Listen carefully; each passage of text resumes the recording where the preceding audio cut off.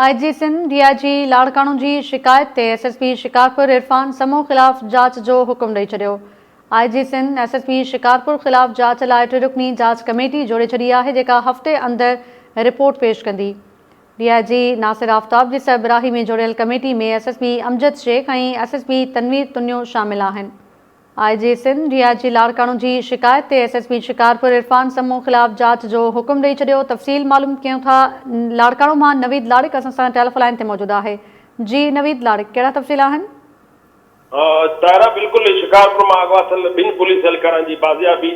हिरासत में वरितल 2 धाड़ीलनि जी आज़ादी वारी डील तहत अचण में पंहिंजो इंकशाफ थियो आहे, जंहिं मामले सां डीआईजी लाड़काणो नासिर आफ्ताब पठाण ऐं एसएसपी शिकारपुर इरफान समो विच में जेको आहे उहो इख़्तिलाफ़ साम्हूं आया आहिनि। इन सिलसिले में डीआईजी लाड़काणो एसएसपी शिकारपुर इरफान समो ख़िलाफ़ आईजी सिंध खे मिसकंडक्ट रिपोर्ट जेको आहे उहो उमाणी आहे, जंहिं ते वरी IG Sindh police Ghulam Nabi Memon notice वठी हिकिड़ो लेटर जारी कयो आहे ऐं हुन में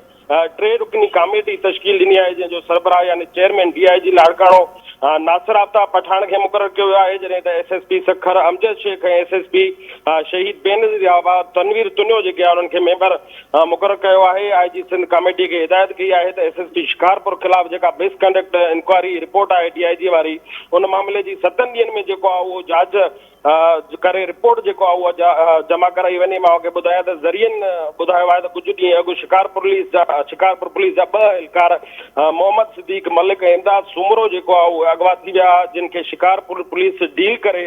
हिरासत में वरितल धाड़ेलनि जा जेके महिमान थी वियल कचे तरफ़ वञनि पिया, जतोईज़ा जे 2 जेको आहे महिमाननि खे धाड़ेलनि सां डील करे आज़ादु करायो ऐं उनजे बदिले में जेको आहे उहो पुलिस वारा हुया 2 मुगवी उन्हनि खे जेको आहे उहो बाज़ियाब करायो। जॾहिं त प्रेस रिलीज़ में वरी शिकारपुर पुलिस उन्हनि जी बाज़ियाबी जेका पुलिस एहलकारनि वारी हुई उन्हनि खे मुक़ाबले ज़रिए ॾेखारी ॼाणायल डील जेको आहे एसएसपी शिकारपुर इरफान समो जो वेझो जेको गनमैन आहे सजा छाणी उन तरफ़ां कराई वई, जंहिं मामले जी ॼाण मिलण ते डीआईजी लाड़काणो पुलिस एहलकार सजा छाणी खे पंहिंजे ऑफिस में घुराए वज़ाहत वरिती ऐं जंहिं सॼे मामले बाबति डीआईजी खे आगाही ॾींदे धाड़ेलनि सां डील थियण जो जेको आहे उहो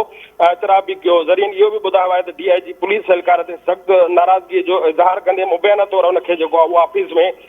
मारकुट बि कई ऐं खेसि गिरफ़्तार कराए जेको हद जो सिविल लाइन थाणो आहे उन ते जेको आहे पुलिस हवाले कयो, जिते खेसि लाकअप बि कयो वियो। एतबार जेके जेका ज़रिया आहिनि पुलिस जा उन्हनि इहो वधीक ॿुधायो आहे त ॼाणियल मामले खां पोइ एसएसपी शिकारपुर वरी जेको आहे उहो सिविल लाइन थाणे ते पहुची वियो ऐं पंहिंजे गनमैन सजा छाणी खे जेको आहे उहो लाकअप मां कढाए न सिर्फ़ु आज़ादु कयो पर पाण सां गॾु जेको आहे उहो वठी रवानो थी वियो। इन सॼे मामले ते डीआईजी लाड़काणो नासिर आफ्ताब पठाण एसएसपी शिकारपुर ख़िलाफ़